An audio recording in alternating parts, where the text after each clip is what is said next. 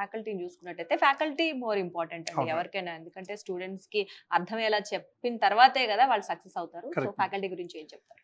Madam faculties చాలా అదృష్టం madam. నాకు లాస్ట్ 15 సంవత్సరాలలో ఉండే నా ఫ్రెండ్‌షిప్‌లో లేదా నన్ను అర్థం చేసుకునే నా కొలీగ్స్ వీళ్ళంతా ఫ్యాకల్టీస్ అంతా నేను ఒక ఫ్యాకల్టీ కాబట్టి మేమందరం ఒక కొలీగ్స్. ఓకే. సో, నాకు అదృష్టం ఏంటంటే మా ప్రతి ఒక్క ఫ్యాకల్టీ నా ఇన్‌స్టిట్యూట్ అని చెప్పేసి పనిచేస్తారు ఇక్కడ. ఓహ్! సూపర్ అండి. నైస్ మేము మాట్లాడాం కూడా. నేను ఇంకోటి తెలుసా మేడం? ఆ! నాకంటూ సెపరేట్‌గా ఒక క్యాబిన్ ఉండదు. మాకు ఫ్యాకల్టీ క్యాబిన్ అని ఉంటుంది. Oh! Every faculty owns this institute and sit in that chair. So, there is no director chair here. It is called a faculty chair.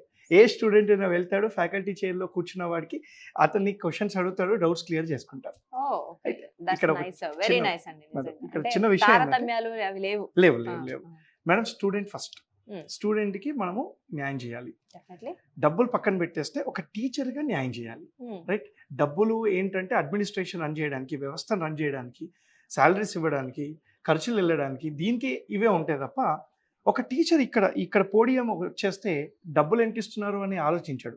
నా నాలెడ్జ్ ఎంత షేర్ చేయాలి అని మాత్రమే ఉంటుంది. రైట్. సో ఆ ఉద్దేశంలో ఉన్న ఫ్యాకల్టీస్ మాత్రమే మనం తీసుకొస్తాం. పాయింట్ నెంబర్ 1 స్టూడెంట్ సక్సెస్ అయినప్పుడే టీచర్ సక్సెస్ అయినట్టు. సక్సెస్ అయినట్టు అంతే కదా మేడం. అయితే ఇక్కడ మినిమం 10 ఇయర్స్ ఉన్న ఎక్స్పీరియన్స్ ఫ్యాకల్టీస్ మాత్రమే ఉంటారు.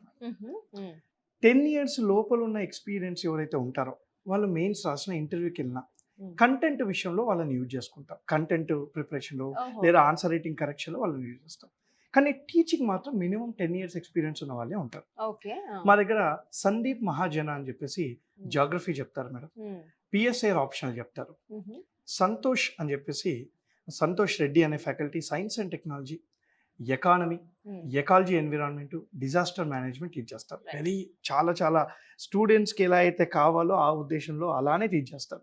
ఇంకోటి ఇన్ఫాక్ట్ నేను ఎంత లక్కీ అంటున్నాను, స్టూడెంట్స్ పక్కన పెడితే నేను లక్కీ. ఎందుకు అని అంటే మేడం సార్ ఎన్ని గంటల్లో చెప్పాలి, ఎన్ని గంటల్లోనే చెప్పాలా అని చాలా ఇన్స్టిట్యూషన్స్లో ఉంటాయి. మా దగ్గర సార్ మీరు ఎంత ఇవ్వండి సార్, నేను మాత్రం ఇన్ని గంటలు చెప్తా, స్టూడెంట్ సాటిస్ఫై చేస్తా అనే ఫ్యాకల్టీ నా దగ్గరికి వస్తారు. సో ఇలాంటి అదృష్టం, లారే అదృష్టం, పిల్లల అదృష్టాలు చెప్పాలి. అరుణా లింగం గారు అని చెప్పేసి మనకి సీసెట్ ఇంగ్లీష్ టీచ్ చేస్తారు. శ్రీనివాస్ యాదవ్ గారు వచ్చేసి సీసెట్ క్వాంట్ ఆప్టిట్యూడ్ టీచ్ చేస్తారు.